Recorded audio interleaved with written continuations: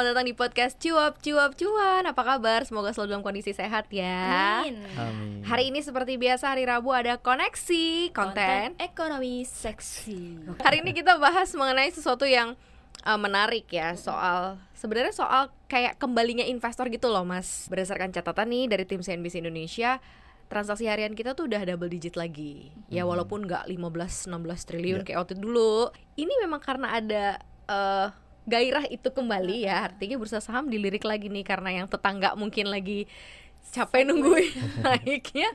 Atau apakah Mas Argun? Nah biasanya yang terjadi ketika market jadi rame, memang market makernya itu mulai berfungsi kembali gitu. Oke. Jadi selama ini artinya mereka nggak aktif gitu. Sekarang mulai aktif lagi atau gimana? Ya bisa jadi mereka mengurangi dulu aktivitasnya karena mereka melihat kan waktu liburan puasa dan Ramadan itu kan juga dan Lebaran itu kan memang sepi kecenderungannya. Dan secara historis memang biasanya perdagangan agak sepi ketika puasa. Dan di sisi lain juga saat itu juga ada sentimen negatif terkait dengan kekhawatiran taper tantrum itu sudah mulai muncul pada bulan-bulan itu. Jadi ada banyak fenomena gitu ya. Tapi yakin nggak karena dari investasi tetangga balik lagi gitu? Karena bener loh, di sebelahnya tuh lagi koreksi parah, di sininya tuh lagi masuk pelan-pelan gitu. Kan jadi kayak kesannya memang sebenarnya transisinya ada gitu ya. transisinya ada. Dari tetangga ke tetangga Nah, lain. kalau di masa saat ini berarti sebenarnya dimanfaatkan oleh semua investor ya, baik institusi maupun retail ya. Artinya institusi pun juga mulai ini nggak sih Mas, kayak melirik riski aset lagi. Kalau dulu mungkin yang konvensional, sekarang kayaknya bisa deh coba mungkin saham gitu. Kalau melihat tren global memang arahnya gitu. Jadi aset-aset yang berisiko tinggi tapi juga menghasilkan tinggi ya, dalam ini saham itu kembali diburu ketika ekonomi diperkirakan sudah mulai pulih kembali. Di Amerika Serikat, kemudian di Eropa itu juga mereka mulai masuk ke saham. Di Indonesia saya pikir juga trennya serupa. Ketika ekonomi kita, kalau menurut Bu Sri Mulyani itu kan katanya bisa 8% ya di kuartal 2. Ya meskipun itu optimistis sekali, tapi itu mengindikasikan bahwa pemerintah yakin ini akan ada sinyal pemulihan ekonomi pada kuartal kedua. Tetapi di tengah kondisi seperti sekarang, market ini di mana-mana memang lagi lebih didorong pergerakannya aspek spekulatif gitu, sentimen-sentimen ke depannya. Jadi ada yang memperkirakan misalnya saham-saham maskapai penerbangan kemungkinan akan meningkat lagi, makanya saham-saham ya penerbangan di Amerika meningkat, Boeing sahamnya juga naik. Hari ini kita juga lihat Garuda juga meningkat, naik.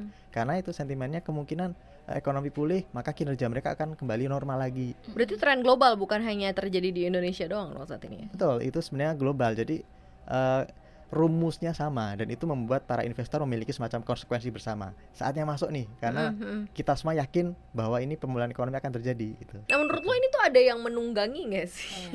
Apakah benar-benar retail yang membuat rame gitu, atau memang rame? ada yang harus membuat rame sebenarnya? Karena kan kalau dilihat dari sisi tren transaksi ada kenaikan, tapi sahamnya tuh enggak gitu, hanya beberapa doang gitu yang mungkin kayak sekarang lagi heboh teknologi, isu grup gede masuk satu perusahaan naiknya sampai nggak tahu deh, gila banget sekarang. Ya kalau kita bicara penggerak pasar memang ya otomatis kita bicara ada market maker, ada investor, kemudian ada istilahnya bandar gitu ya. Misalnya nih harga saham A harganya 100 dan Anda ingin ngubah harganya jadi 50 gitu ya. Maka Anda harus ngejual ke harga 50. Tapi yang beli kalau nggak ada, tujuan Anda tidak tercapai gitu. Misalnya market melihat kok dijual murah nih, ini saham padahal lagi naik ini, ke depan ini akan ada ABCDE gitu ya. Ini nggak layak di 50, nggak ada yang mau beli. Nah makanya Anda harus menciptakan orang yang mau beli gitu. Bisa jadi Anda sendiri, bisa jadi komplotan Anda. Pokoknya udah ada kesepakatan gitu. Makanya ada yang beli di harga 50 gitu. Pam, dam ya itu. Pump and dump kan gitu. Jadi dua sisi ini harus dikuasai. Dan praktik ini itu sebenarnya bisa legal loh. Di Amerika. Di Amerika legal. Legal. Jadi praktik market maker itu diatur. Jadi ada yang bertugas jadi market maker, dia mendapatkan mandat dari emiten dan itu sudah sesuai dengan peraturan bursa sana untuk ngejagain harganya gitu. Harga fundamental diperkirakan misalnya $5 misalnya. Ya udah dijagain di situ gitu. Kalau ada yang keturunin jadi akan angkat lagi. Itu sah. Di Indonesia peraturan soal market maker tuh belum ada. Bursa Efek Indonesia tuh sedang bikin aturannya, April lalu kemarin sudah sempat diwacanakan. Nanti aturan itu akan mengizinkan broker-broker untuk menjaga harga saham emiten tertentu. Emitennya pun dibatasi yang fundamentalnya kuat. Nah, itu yang mungkin sekarang coba diciptakan oleh Bursa Efek Indonesia. Market maker akan diizinkan dijalankan. Tapi kode broker dihapuskan. Itu dia. Saya pikir ini juga harusnya jadi catatan buat para stakeholder di Bursa Efek gitu. Apapun eksesnya itu seharusnya prinsip yang tidak boleh dilanggar atau diubah adalah transparansi gitu. Kan katanya ini harus dihilangkan aja kodenya karena bikin herding behavior terjadi. Basicnya. Dan kalau memang ada ya kenapa enggak kan disyukuri. Itu dia. Di seluruh dunia mempraktikkan seperti itu. Jadi gini, di bursa saham itu kan ada apa namanya prinsip asymmetric information. Jadi informasi yang dimiliki para investor terhadap saham-saham itu berbeda-beda.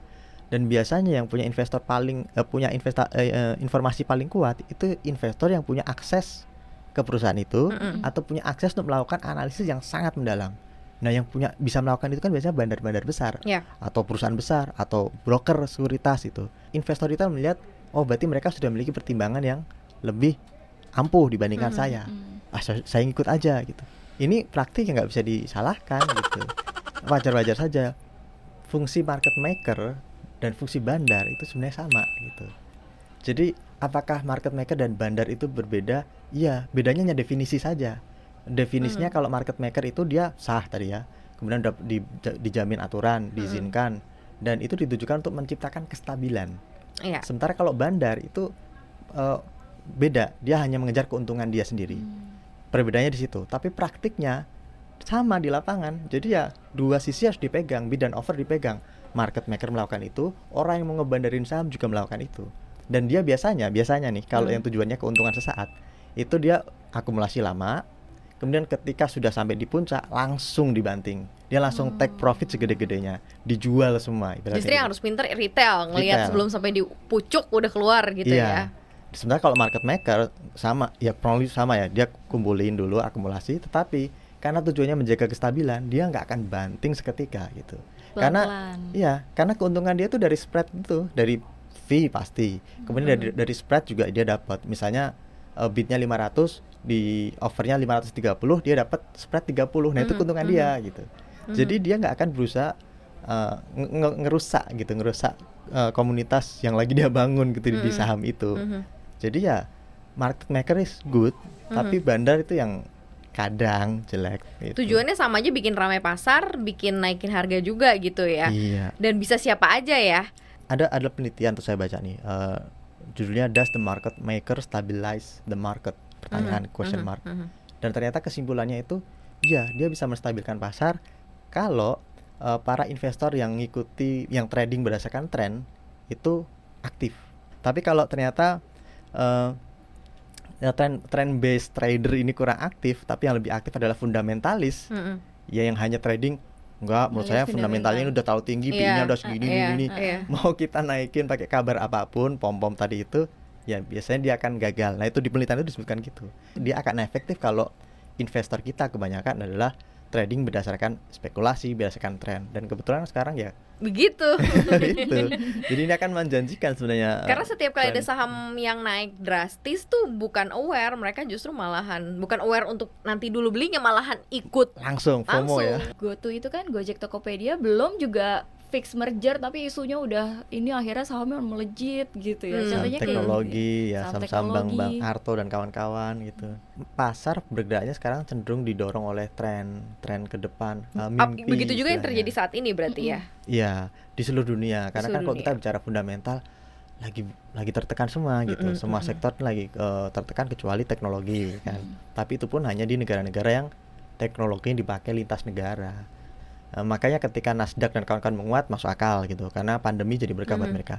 Tapi di Indonesia kasusnya agak berbeda. Dan sekarang yang terjadi, kita ngikut-ngikut di Amerika. Padahal ya tadi Bank Mini, saham-saham teknologi itu asal di belakangnya ada Go Digital gitu kan. Go Digital langsung. Ini akan jadi masa depan, ini akan rame. Ya mendingan saya masuk sekarang, dan pasti orang-orang juga akan berpikiran yang sama, pada mau beli saham ini juga gitu. Jadi saya tidak bakal sendiri ya gitu. Jadi ya FOMO Saya plus tidak bakal tren. sendiri kalau rugi gitu ya. Ruginya berjamaah. Ruginya berjamaah. Iya, padahal kalau dilihat secara fundamental memang bank-bank mini itu juga masih kepayahan gitu. Saham-saham teknologi memang ada yang menguntungkan, tapi ya harus dilihat-lihat.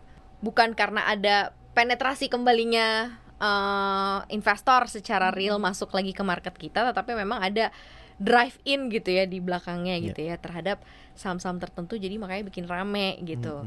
Bukan karena lagi ninggalin kripto pindah ke saham gitu ya, tapi mungkin yang di kripto juga lagi nyangkut, bingung gimana keluarnya Mas. Mau keluar Naik, gimana mau ke saham? Iya, nggak Masih bisa nyangkut. keluar gimana mau ke saham.